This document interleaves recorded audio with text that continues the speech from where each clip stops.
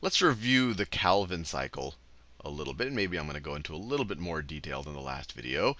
And by doing that, we'll be able to appreciate an inefficiency, or what we think is an inefficiency, that occurs in many photosynthetic plants. So just a review of the Calvin cycle.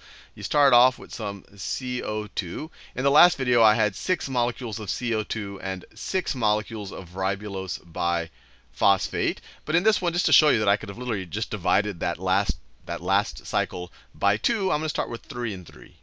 3 molecules of carbon dioxide, 3 molecules of ribulose biphosphate. If you don't remember what ribulose biphosphate was, it was just a 5-carbon molecule. It had 2 phosphates on it. I could draw the phosphates. So you have a phosphate there, and you have a phosphate there. And we saw in the last video, and here I'm going to do a little bit more detail. And of course, carbon dioxide, there's only 1 carbon here. I mean, I could just draw a carbon like that. I mean, I don't want to draw the oxygens right now. I just want to focus on just the carbons and maybe the phosphates. But in the last video, we saw that these two merged, or these two reacted. They reacted in the presence of ribulose biphosphate carboxylase, which is this enzyme. It was that big protein that I showed you in the last video, and it's called RuBisCO for short. So I'm going to put RuBisCO in the middle of this whole cycle, because all of this is going on along with the RuBisCO enzyme. These molecules are joining onto the RuBisCO enzyme, and then the ATP and the NADHs are reacting on different parts, and that's essentially what's driving the whole reaction. So you have all of this is happening with that big RuBisCO protein or enzyme or whatever you want to call it. And this just stands for ribulose biphosphate carboxylate. So it's essentially telling you that it merges a carbon onto ribulose biphosphate. And the last video, I just did a very hand wavy. I didn't show you all of the intermediates, but I showed you, look, if in this situation you end up using 6 ATPs and 6 NADHs, you'll end up with glyceraldehyde 3-phosphate, or G3P, or that's also called phosphoglyceraldehyde. So you could also write it as P-gal. But a very easy way to visualize it, it was just a 3-carbon chain with a phosphate. Group. And in the last video, when I started 3 carbon dioxides and 3 ribulose, or in the last video, I started with 6 carbon dioxides and 6 ribulose biphosphates, and I ended up with 12 of these. Now I have 3 and 3, so now I'm going to end up with 6 of these. So I'm going to end up with 6 G3Ps. And the math works out, right? I have 3 carbons plus 3 times 5 carbons. That's a total of 18 carbons. And here I have 6 times 3 carbons, or 18 carbons. And that's what I showed you in the last video. But there are actually some intermediary steps. There are some intermediary steps. So the very first thing that's actually formed is 3-phosphoglycerate.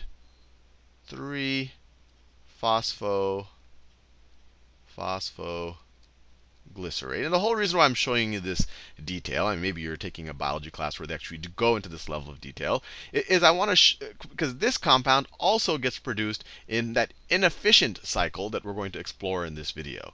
So you get 3-phosphoglycerate, which is also a 3-carbon chain, but it's a different one than this, and this isn't ready to produce glucose just yet. But you could also imagine that as a 3-carbon chain with a phosphate group. And of course, you're going to produce 6 of these. Right, just to make sure all the carbon gets accounted for. You have 18 carbons here. You're going to have 18 carbons here. So you're going to have 6 of these 3-phosphoglycerates get produced. And then each of those get a phosphate from ATP. So you're going to have 6 ATPs come in. And remember, these ATPs got produced in the light-dependent reactions that occur in the membrane of our thylakoids. But anyway, we have these ATPs. You have 6 ATPs, and then they become 6 ADPs. So essentially, they've given away their phosphate groups, and they're going to give one phosphate group to each of these 6 3-phosphoglycerates. And then you're going to end up with this right here. I'm running out of space. Maybe I didn't do it as neatly as I should have. But you're going to end up with this 3-chain carbon, or 3-carbon compound. It's going to have 2 phosphates then. And this, you could know the name. This is 1,3 biphosphoglycerate, right? This was just 3-phosphoglycerate, which means that the phosphate is on the third carbon. Now we have 1,3-biphosphoglycerate. We have a phosphate on the 1 carbon and the 3 carbon. We have 2 of them, so it's biphosphoglycerate. And then, so that's to get us right there. And then to get from the 1,3-biphosphoglycerate, and of course we have 6 of these as well, right? 6 of these turned into 6 of these. And to turn these 6 1,3-biphosphoglycerates into our 3 glyceraldehyde 3-phosphates, or phosphoglyceraldehyde. The names are very daunting. This is where we are actually going to oxidize our NADPH, right? Remember, oxidizing is losing electrons or losing hydrogens with their electrons, either way. So here, on this step right here, 2 things are going to happen, actually. You're going to have 6 NADPHs become 6 NAD pluses. So they're losing that hydrogen and the electrons. And also 1 phosphate is going to be lost from each of these molecules. And then you're going to also have plus 6 of the phosphate groups. The phosphate groups don't get lost here. They get added onto these molecules right there. And then we end up with our 6 glyceraldehyde 3-phosphates, which we learned in the last video. We can then use to produce fuel or glucose or other carbohydrates in the cell. But we also learned that this is called the Calvin cycle. So all of it doesn't get used to produce actual glucose or other carbohydrates. Most of it, out of the 6, 5 of them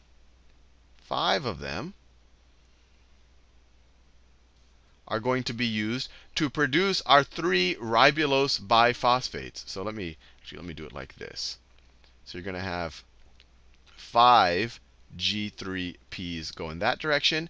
So for every 6 G3Ps you produce, 5 go back into the cycle, and then 1 exits the cycle. And we saw this in the last video. In the last video, I had 12 here, so 10 went in this direction and 2 went in this direction. I'm just dividing everything by 2 in this video. And the whole reason why I did it, I multiplied by 2 in the last video, is so that we end up with 2 going into this direction, because 2 is enough to produce at least 1 glucose. But we don't have to have 2. We could just say we do this whole cycle twice to get 2.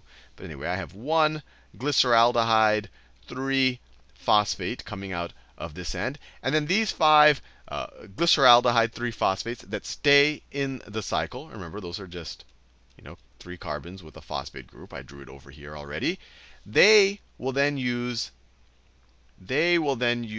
another 3 ATP. So 3, let me write it this way, 3 ATP, ATP. So we end up with 3 ADPs. And the phosphate groups actually end up on the ribulose biphosphate. And they get essentially recycled into ribulose biphosphate for the whole cycle to happen again. Remember, and all of this is happening, you can kind of imagine, in or on the surface of this big enzyme, this ribulose biphosphate carboxylase. And actually, just so you I guess, know a piece of terminology, this type of photosynthesis is called C3 photosynthesis.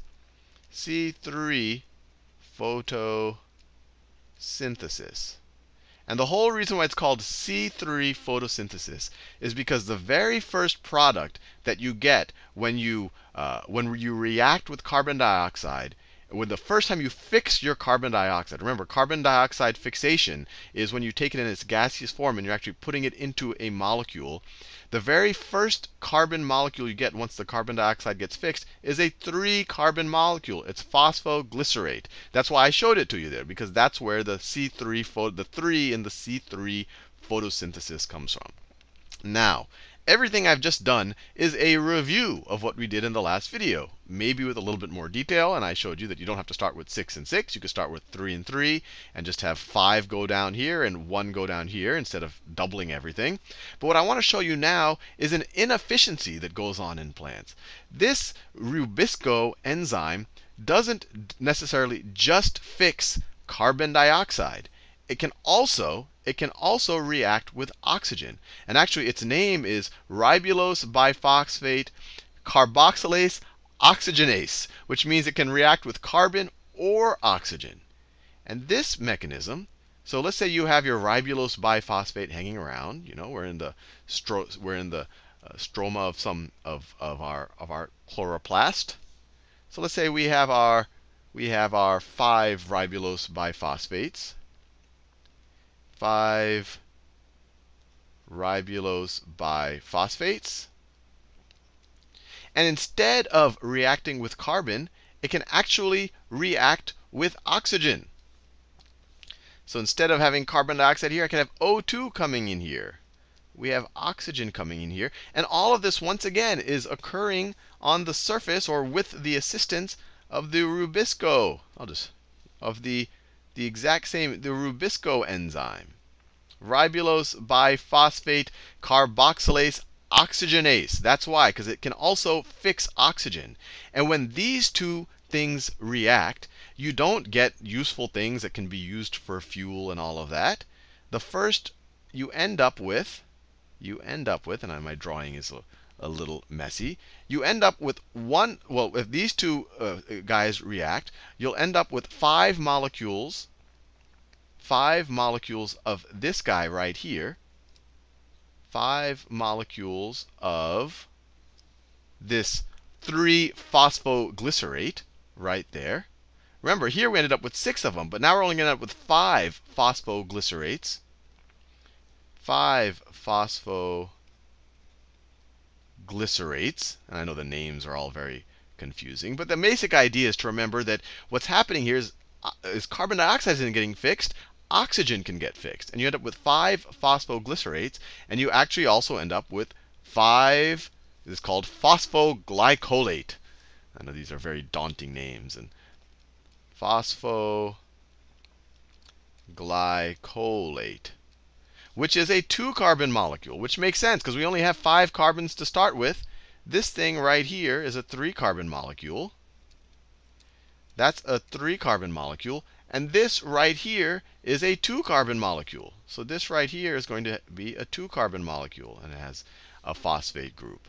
So as you can imagine, in this situation, we're not going to be able to keep going forward and produce our glyceraldehyde 3-phosphate, which we can then use to make up carbohydrates. We're stuck. We just have these 5 phosphoglycerates, and these can go on, and some percentage of them, but the ratios are all getting messed up. But everything doesn't necessarily happen this cleanly in the cell. These things can go on, but we have one less being produced. And this thing right here, it's actually using up some of our carbon from our ribulose biphosphate. And if this thing kept going up, all of our ribulose biphosphate is going to get eaten up. We're not going to be able to continue on into this cycle over and over again. And actually, this is kind of a waste product. Right here, this is a waste product. Or we think it's a waste product. And this actually has to exit your chloroplast and actually get processed by other organelles in the plant cells. And these are called these kind of waste processing organisms or organelles in your cells. These are peroxisomes. Peroxisomes. I know there's a lot of complicated terminology here, but the important thing to remember when RuBisCO fixes oxygen, this is actually called photorespiration. That's an important word to know. Photorespiration. All of a sudden, instead of being able to carry forward with your Calvin cycle and produce a lot of sugar, instead you're depleting your RuBisCO. So this is a very bad process. This is going to get in the way of your Calvin cycle. And remember how important each of these G3Ps are, right? Because for every turn of the Calvin cycle, or at least the way I did it, we only produce 1 G3P that actually gets used for something useful. The other 5 G3Ps have to go back to produce RuBisCO again. So you can imagine, or not RuBisCO, to produce RuP, the ribulose biphosphate. RuBisCO, of course, is the enzyme. So in this situation, we only have 5 phosphoglycerates to begin with. Maybe if we have our ATP or an NADH, we can convert these 5. It doesn't have to go in this direction, but maybe we can convert these 5 phosphoglycerates into 5 glyceraldehyde 3-phosphates, G3Ps. But then all of these are going to be used back to produce our ribulose biphosphate. So to go from here to here, we actually had to use up ATP and NADH. And then to go from here to here, we had to use more ATP. But we went through this whole cycle, and we didn't produce anything in terms of useful things that can be used to, essentially sugars or carbohydrates that can be used to fuel or provide structure for the plant in any way. So this is a completely, or we think this is a wasteful process. Wasteful process. So, people wonder, you don't, when you look at a lot of biological systems, you don't see wasteful processes all the time. You would have said, well, wouldn't a natural selection have selected against this? And some people believe that this is just a remnant from our evolutionary past, or our plant's evolutionary past, where there wasn't a lot of oxygen in the atmosphere. And if there wasn't a lot of oxygen in the atmosphere, this was not that likely. Was not that likely of an occurrence. But there are some people who actually believe that no, this might actually have been selected for a natural selection, because if there is a lot of oxygen hanging around in the cell, that oxygen, more than you need, that oxygen might actually react with your ATP and create other harmful compounds in the cell. And this might be a way of kind of sopping up the harmful oxygen that's actually hanging around the cell. So who knows? But it's an interesting idea that you have this one enzyme that can react with ribulose biphosphate and carbon dioxide. And if that happens, we just get our regular Calvin cycle. Or it can react with ribulose biphosphate and oxygen, and actually fix oxygen into these two molecules, especially the phosphoglycolate, which we think is a waste compound. And if you just went on and on in the Calvin cycle in this way, you will not produce any useful sugars. So in the next video, what I want to do is study some plants that have been able to get by this photorespiration problem. And you can imagine photorespiration could be a really big deal, or it could be very harmful in situations where one, it's very important for a plant to be very productive of sugars. And it can also, we'll see, it can be a problem, and well, it's definitely a problem if there's a huge amount of oxygen content. But in the next video, I'm going to show you plants that have gotten around this problem by, instead of performing C3 photosynthesis, which is kind of the classic Calvin cycle that I just showed you, they perform C4 photosynthesis. And I'll show you what that means in the next video.